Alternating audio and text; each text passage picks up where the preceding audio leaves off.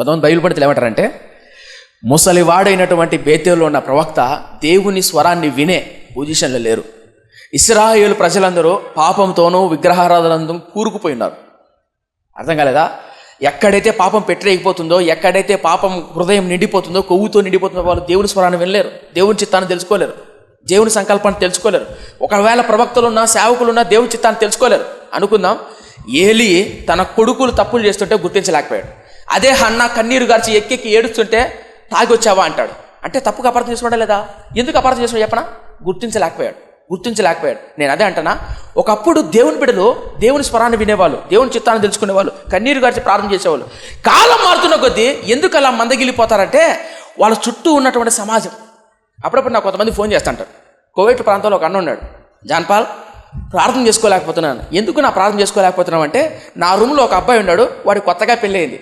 Phone ఎత్తుతాడు, పొద్దున రాత్రి తేడా లేకుండా మాట్లాడుతూనే ఉంటాడు. తిన్నావా, పడుకున్నావా, వాడు గుసగుసలు మాట్లాడితే వినపచ్చదంట. ఆ గుసగుసలు మాట్లాడితే వినపచ్చని ఎట్లా ప్రార్థన చేసుకోమంటావు? అందుకు ఏం చేశానంట, ప్రార్థన మానేసాడంట. ఇప్పుడు మీరు చెప్పేది కూడా ఇదే, నా ప్రార్థన చేసుకోవాలనుకుంటున్నా కానీ ఇంతలో మొగలి రేకులు అనే సౌండ్ వస్తూ ఉంటుంది. మా ఇంట్లో నుంచి సీరియల్ సౌండ్, కార్తీక దీపాల సౌండ్లు వస్తూ ఉంటాయి, ఎట్లా నా ప్రార్థన చేసుకునేది అంటారా? నేను అదే అంటానా, బేతేలులో ప్రవక్త ఉన్నాడు, కానీ ఆ ప్రవక్త వినలేకపోవడానికి కారణం ఏంటంటే తన చుట్టూ ఉన్నటువంటి సమాజము పాపం ఏదైతే ఉందో తన మీద ప్రభావితం చేయడం ద్వారా దేవుడు బేతేలులో ఉన్నటువంటి ప్రవక్తను వాడుకోలేకపోయాడు. అర్థమవుతుందా? దీన్ని బట్టి మనం అర్థం చేసుకుని మనం నేర్చుకోవాల్సిన పాఠం ఏంటంటే, ఏ పాపపు సమాజంలో నువ్వు ఉంటావో ఆ పాపపు సమాజం నిన్ను ఏలుబడి చేస్తే నువ్వు దేవుని సన్నిధిని సంకల్పాన్ని కోల్పోతావు. మార్టిన్ లూథర్ దైవజనుడు ఒక మాట అంటాడు, విశ్వాసం అనేది, మన విశ్వాస యాత్ర అనేది ఓడ లాంటిది. సముద్రం అనేది లోకం లాంటిది. సముద్రంలో పడవ ఉండొచ్చు, అంటే లోకంలో విశ్వాసం ఉండొచ్చు, కానీ విశ్వాసంలో లోకం ఉండకూడదు. అర్థం కాలేదా? అర్థమై చెప్పాలంటే, సముద్రం ఉంటే సముద్రంలో పడవ ఉండొచ్చు, పడవలో నీళ్లు ఉన్నాయనుకో సముద్రం ముందుకెళ్తుందా? ఏమవుతుంది చెప్పండి?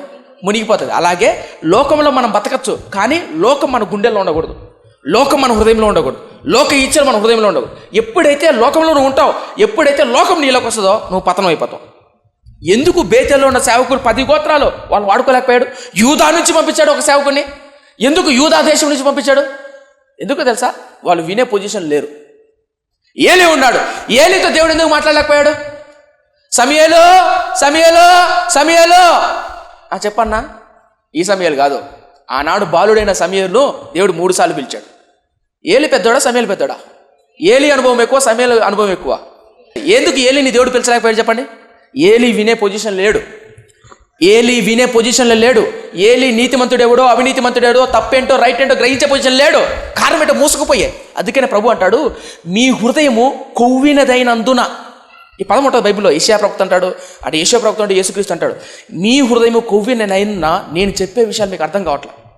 కొన్నిసార్లు మన బైబిల్ చదువుతుంటే నాకు బాగా గుర్తుంది, నా జీవితంలో ఎన్నోసార్లు ప్రభు సన్నిధిలో ప్రార్థన చేశాను. ఒకప్పుడు ప్రభువాన్ని బైబిల్ చదివేటప్పుడు నా కళ్ళల్లో కన్నీళ్ళు చెంపల మీద కారుతూ బైబిల్ మీద పడేవి. అలా దేవుని ప్రేమ ధ్యానిస్తూ ఆ దేవుని వాక్యాన్ని ధ్యానిస్తున్నప్పుడు కళ్ళల్లో కన్నీరు గారేది. కొన్నిసార్లు వాక్యం చదువుతుంటే వాక్యం అర్థం కాదు, హృదయం కఠినమైపోయింది, వాక్యం అర్థం కాదు. అప్పుడు నేను ఏడ్చేవాడిని, అయ్యో నాకు వాక్యం అర్థం కాదు. నిజం చెప్తున్నా, సీరియస్, నాకు వాక్యం అర్థం కాదు. పూర్ణ ఏడ్చేవాడిని, నేను బాధపడేవాడిని, అర్థం కావట్లేదు నాకు వాక్యం. కారణం తెలుసా? హృదయం కొవ్వినది అయిపోతే. వాచ్మెన్ అనే దైవజనుడు 20 సంవత్సరాలు జైల్లో ఉంటాడు. 20 సంవత్సరాలు చైనా దేశంలో. ఆ చైనా దేశంలో ఉన్నప్పుడు అద్భుతమైన పుస్తకాలు రాస్తాడు.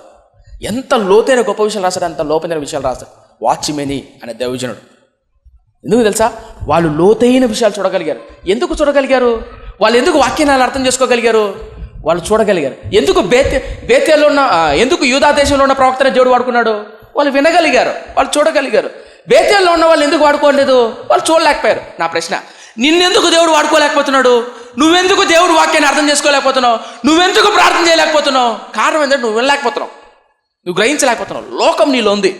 దేవుడు పక్క వాళ్ళని ఎందుకు వాడుకుంటున్నాడు? ఇదే కడప పట్టణంలో ఇదే ఓరే ప్రార్థన మందిరం ఉంది. ఇదే మందిరంలో మీలో కొంతమంది మాత్రమే బాగా ప్రార్థన చేయగలుగుతారు, కొంతమంది మాత్రం బైబిల్ బాగా అర్థం చేసుకోగలుగుతారు, కొంతమంది మాత్రం ఆత్మీయత. మీలో ఎందుకంటే లేకపోతున్నారు? ఎందుకంటే మీలో లోకం ఉంది కాబట్టి. అర్థం కాలేదా? అర్థమవుతుందా? సో నేను చెప్పొచ్చేది ఏంటంటే, మిత్రమా గుర్తుపెట్టుకోండి, లోకాన్ని మీలో ప్రవేశించకూడదు చూసుకోండి. బేతేల్లో ప్రవక్తలు ఉన్నారు, యూదాలో ప్రవక్తలు ఉన్నారు. దేవుడు యూదా దేశం నుంచి ప్రవక్తను పంపించాడు. ప్రవక్తను పంపించింటే ఆ ప్రవక్త వచ్చి చెప్పాడు, ఎస్, ఆయన వాచ్మెన్ అనే దైవజుడు. చైనా దేశంలో అట్టే ఉంటారు చూసారా, అద్భుతమైన దైవజుడు. ఈయన పుస్తకాలు నిజం ఎంతోమంది గొప్ప గొప్ప సేవకులు, అద్భుతమైన సేవకులు, బిల్లీ గ్రామ్ గారు కూడా ఆయన పుస్తకాలు చదువుతారు. Wonderful books. చైనా దేశంలో సువార్త ప్రకటించినందుకు 20 సంవత్సరాలు జైలు వేశారు ఆయన. ఎలా చదివాడు తెలుసా వాక్యమైనా?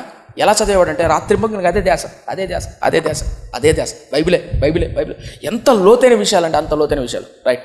సో నేను చెప్పొచ్చే విషయం ఏంటంటే, అప్పుడు ప్రవక్త యూదా దేశం నుంచి దేవుడు ప్రవక్తను పంపాడు. ఎందుకు బేతేలు లేరా? ఇప్పుడు చూపించా, ముసలివాడైన ప్రవక్త చూపించానా? ఈ ముసలివాడైన ప్రవక్త ఎంత దొంగ ప్రవక్త అంటే కాసేపటి మనం చదువుపోతాం.